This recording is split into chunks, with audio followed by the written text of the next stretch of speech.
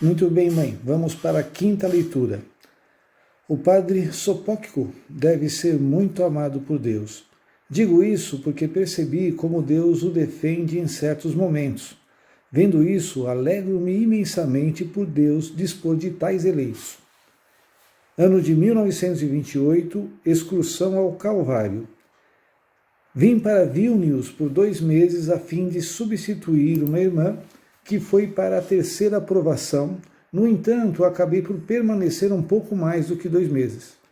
Certo dia, a Madre Superiora queria me proporcionar uma alegria e permitiu que, em companhia de uma irmã, eu fosse ao Calvário, para assim a chamada comemoração dos pequenos caminhos. Fiquei muito feliz com isso. Embora fosse bastante perto, devíamos viajar de barco, tal como o desejava a Madre Superiora. À noite, Jesus me disse: eu desejo que fiques em casa. Respondi: Jesus, já está tudo preparado, uma vez que devemos partir amanhã. O que eu farei agora? O Senhor me respondeu: essa excursão será prejudicial à tua alma. Respondi a Jesus: afinal, vós podeis arranjar isso. Guiai as circunstâncias de tal forma que seja feita a vossa vontade. Nesse momento, soou a campainha para o descanso. Com um olhar, despedi-me de Jesus e fui à cela. Amanheceu um dia bonito. A minha companheira estava feliz pela grande alegria que teríamos, porque poderíamos visitar tudo, mas eu estava certa de que não iríamos, embora não houvesse, até então, nenhum obstáculo para que não fôssemos. Deveríamos receber a Santa Comunhão mais cedo e partir logo após a ação de graças. Então, durante a Santa Comunhão, de um bonito tempo, fez-se um dia completamente diferente. Não se sabia como as nuvens cobriram todo o céu e começou a chover torrencialmente. Todos ficaram admirados, porque de um tempo tão bonito não se esperaria chuva tão repentina, e ainda que em tempo tão curto houvesse tamanha mudança. A Madre Superiora me disse: que pena as irmãs não poderem viajar. Respondi: Madre, não faz mal que não vamos, é vontade de Deus que fiquemos em casa. Contudo, ninguém sabia que era o expresso desejo de Jesus que eu ficasse em casa. Passei o dia todo em recolhimento e meditação. Agradecia ao Senhor por me ter retido em casa. Nesse dia, Deus me concedeu muitos consolos celestiais. Em determinado momento, no noviciado, quando a Madre Mestra me designou para a cozinha das crianças, fiquei imensamente preocupada com isso, porque não podia dar conta das panelas, pois eram muito grandes. O mais difícil era escoar a água das batatas. Algumas vezes, a metade das batatas caía fora. Quando contei isso à Madre Mestra, ela me respondeu que aos poucos me acostumaria e adquiriria prática. Contudo, essa dificuldade não desaparecia, visto que as minhas forças diminuíam dia a dia, e em consequência da falta de forças, eu me esquivava quando era preciso escoar a água das batatas. As irmãs começaram a perceber que eu me furtava a esse trabalho e ficaram muito admiradas. Não sabiam que eu não podia ajudar. Apesar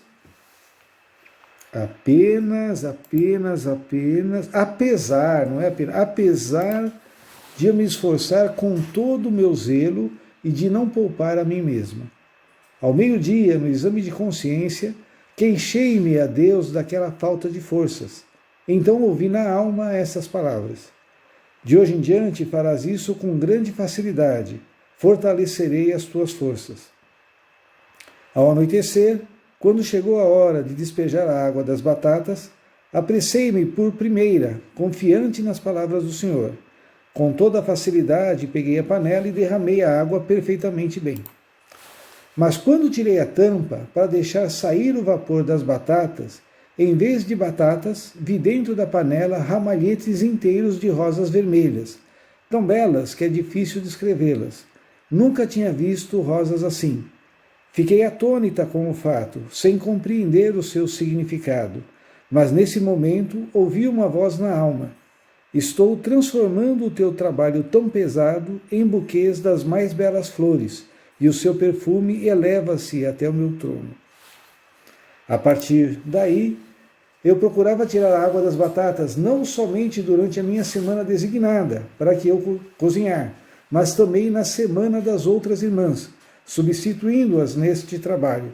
Não apenas nesse trabalho, mas em todo o trabalho pesado, procurava vir em auxílio por primeiro, visto que verifiquei quanto isto era agradável a Deus.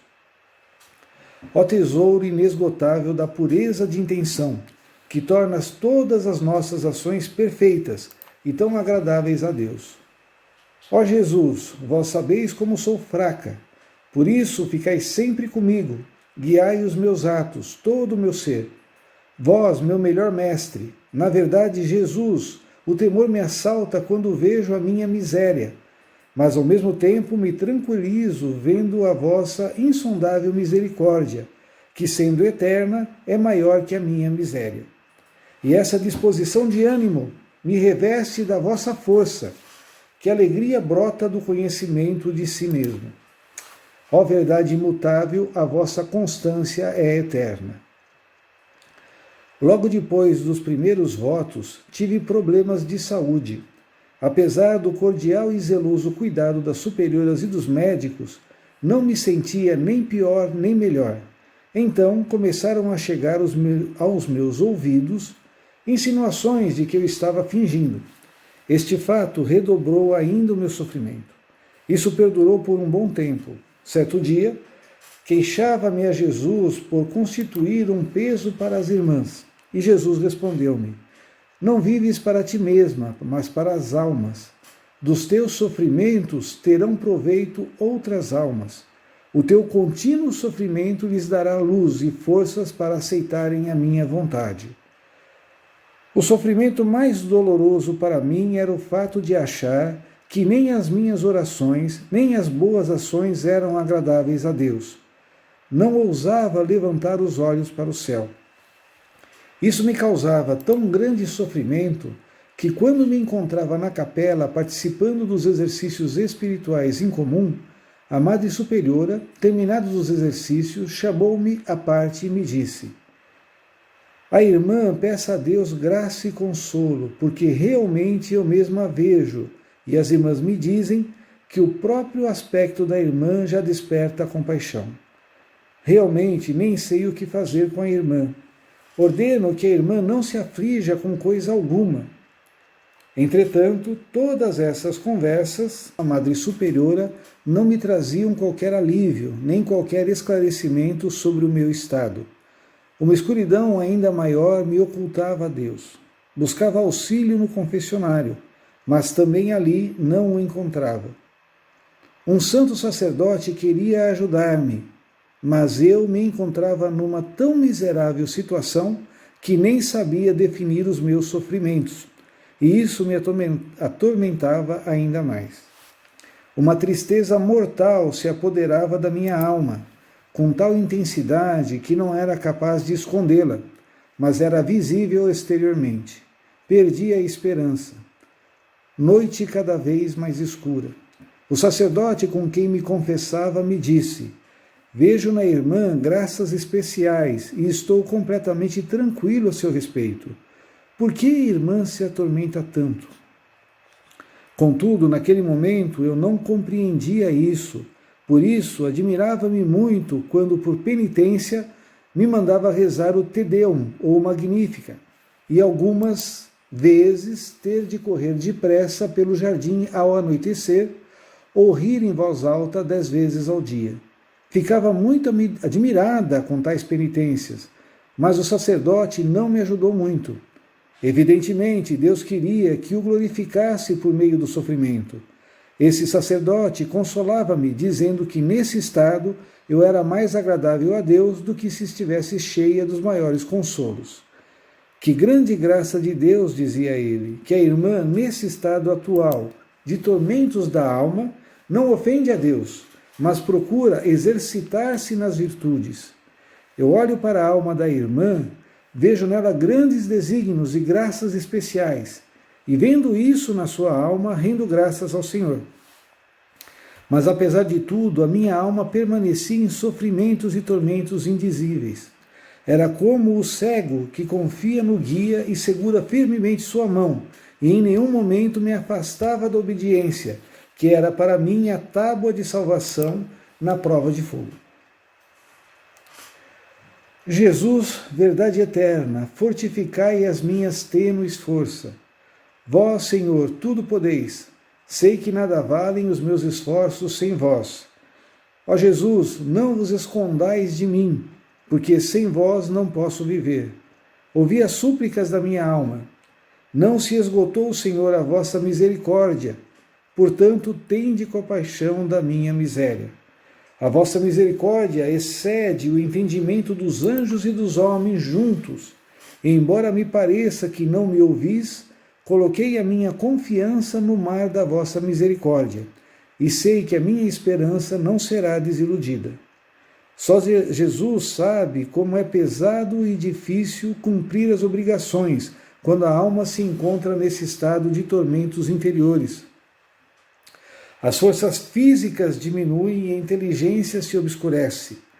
No silêncio do meu coração repetia a mim mesma: ó Cristo, para vós as delícias, a honra e a glória, e para mim o sofrimento.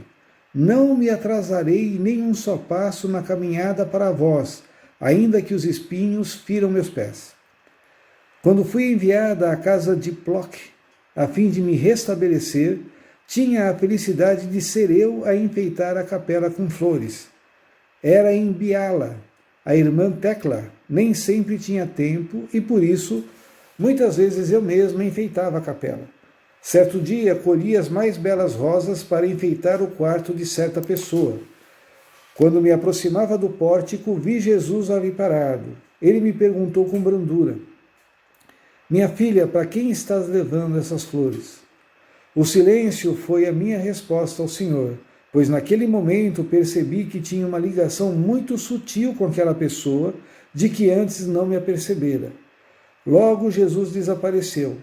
Imediatamente joguei as flores no chão e fui diante do Santíssimo Sacramento com o coração repleto de gratidão por essa graça do conhecimento de mim mesma.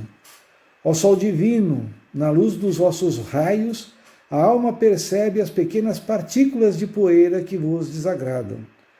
Jesus, verdade eterna, nossa vida, invoco e suplico a vossa misericórdia para os pobres pecadores.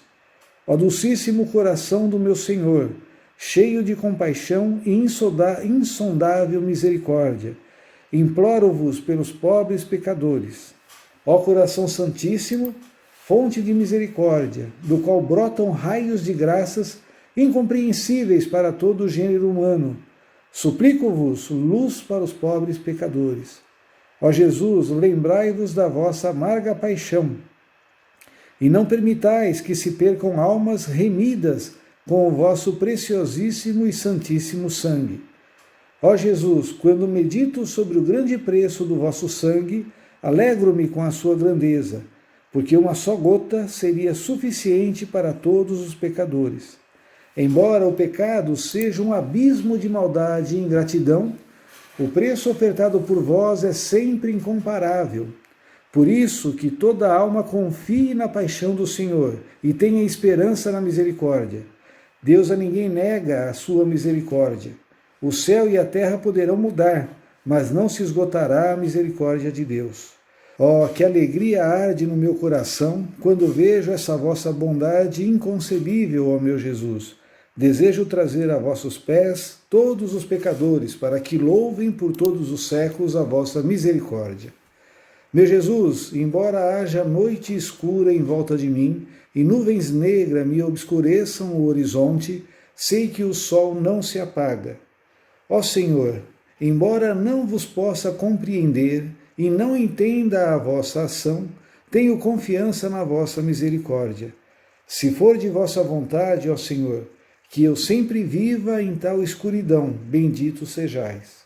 Uma coisa apenas vos peço, meu Jesus, não permitais que eu vos ofenda, seja de que maneira for.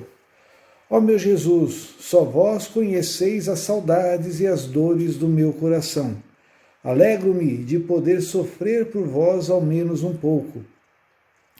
Quando sinto que o sofrimento ultrapassa as minhas forças, então recorro ao Senhor no Santíssimo Sacramento, e um profundo silêncio é o meu diálogo com o Senhor. Confissão de uma das nossas educandas.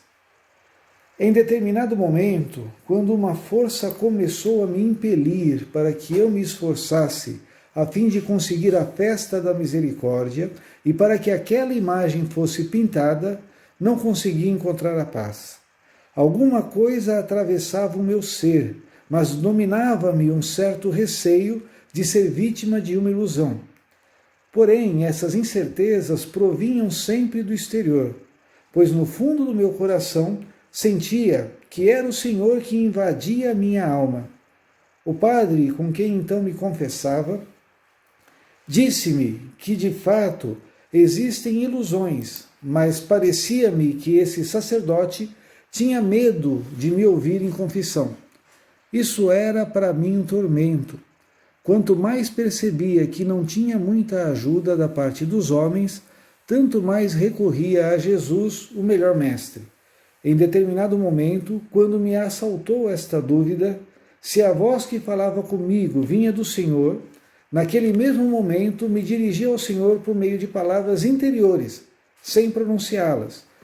Logo, uma força tomou conta da minha alma, e eu disse: se vós sois realmente o meu Deus, que comigo permaneceis e falais, peço-vos, Senhor, que essa educanda vá confessar-se ainda hoje, e esse sinal me fortalecerá. Nesse preciso momento, essa moça pediu para se confessar. A madre da classe ficou surpreendida com essa repentina mudança, mas logo foi procurar um sacerdote, e essa pessoa realizou a confissão com grande contrição. Então ouvi esta voz na alma: acreditas agora em mim? E novamente uma força estranha invadiu a minha alma, fortificando-me e dando-me a certeza de tal maneira que eu mesma me admirava que pudesse, mesmo que por um momento, ter dúvida. Contudo, essas dúvidas sempre provinham do exterior, e isso me dispunha a fechar-me mais em mim mesma. Quando a minha alma sente a incerteza do sacerdote na Santa Confissão, então não a desvendo mais profundamente, mas apenas confesso os pecados. Um sacerdote assim não poderá dar paz à alma, se ele mesmo não a possui. Ó sacerdotes, vós, velas acesas a iluminar as almas, que o vosso brilho nunca seja obscurecido. Compreendi que não era ainda da vontade de Deus que eu desvendasse minha alma até o fundo. Deus me deu essa graça mais tarde. Meu Deus, guiai a minha mente, tomai plena posse de todo o meu ser, encerrai-me no fundo do vosso coração e defendei-me dos ataques do inimigo. Em vós está a minha única esperança. Falai pelos meus lábios quando eu estiver com os poderosos e os sábios, eu a completa miséria, para que reconheçam que por essa causa é vossa e de vós procede. Trevas e tentações. A minha mente estava estranhamente obscurecida.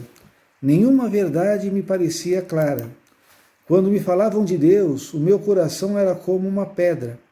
Não podia extrair do coração um só sentimento de amor para com Ele. Quando procurava, por um ato de vontade, permanecer com Deus, experimentava tormentos enormes e parecia-me que com isso estava provocando uma ira ainda maior de Deus. Não podia absolutamente meditar como meditava antigamente. Sentia um grande vazio na minha alma e nada havia que a pudesse preencher. Comecei a sofrer fome e sede de Deus, mas reconhecia a minha total incapacidade. Tentava ler devagar, frase por frase, e meditar dessa maneira, mas também isso era em vão. Não entendia coisa alguma do que eu lia. Diante dos olhos da minha alma estava continuamente todo o abismo da minha miséria. Todas as vezes que entrava na capela para algum exercício espiritual, experimentava tormentos e tentações ainda maiores. Algumas vezes lutava durante toda a Santa Missa contra pensamentos blasfemos, que insistiam em vir-me à boca. Não me sentia atraída pelos santos sacramentos.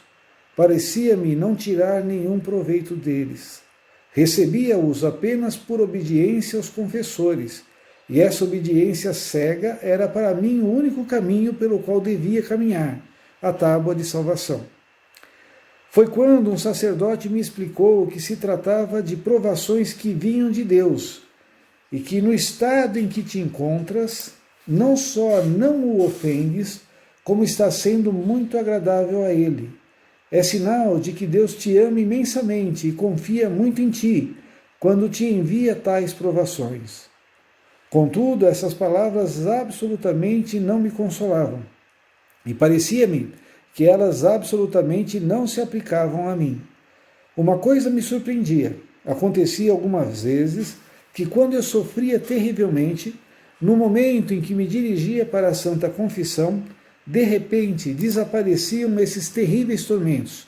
Mas quando me afastava do confessionário, todos esses tormentos me atacavam com uma fúria ainda maior. Então eu caía de bruços no chão diante do Santíssimo Sacramento e repetia estas palavras: ainda que me mateis, eu confiareis em vós. Parecia-me que agonizava nestas dores. Um dos pensamentos mais terríveis para mim era o de ser rejeitada por Deus. E depois vinham outros pensamentos. Por que hei de me esforçar por virtudes e boas obras? Por que hei de me mortificar e me despojar?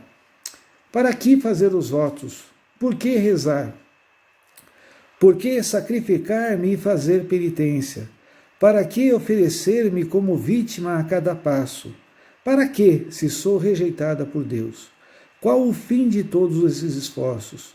Em tudo isso, só Deus sabe o que se passava no meu coração. Uma vez, oprimida tão terrivelmente por esses sofrimentos, entrei na capela e pronunciei do fundo da alma estas palavras: fazei de mim, ó Jesus, o que quiserdes. Eu vos adorarei em toda parte, e faça-se em mim toda a vossa vontade, ó meu Senhor e meu Deus, que eu glorificarei a vossa infinita misericórdia. Por esse ato de submissão, afastaram-se aqueles terríveis tormentos. Então vi Jesus que me disse: eu estou sempre no teu coração. Uma alegria inconcebível tomou conta da minha alma, enchendo-a de um grande amor a Deus, do qual se inflamou o meu pobre coração. Reconheço que Deus nunca permitirá mais do que possamos suportar. Nada mais temo, pois se Ele envia à alma grandes tormentos, sustenta-a com uma graça ainda maior, mesmo que não a percebamos. Um só ato de confiança em momentos assim dá maior glória a Deus do que muitas horas de consolos passadas em oração. Vejo agora que quando Deus quer manter a alma nas trevas, não há livro, nem confessor algum que a consiga iluminar.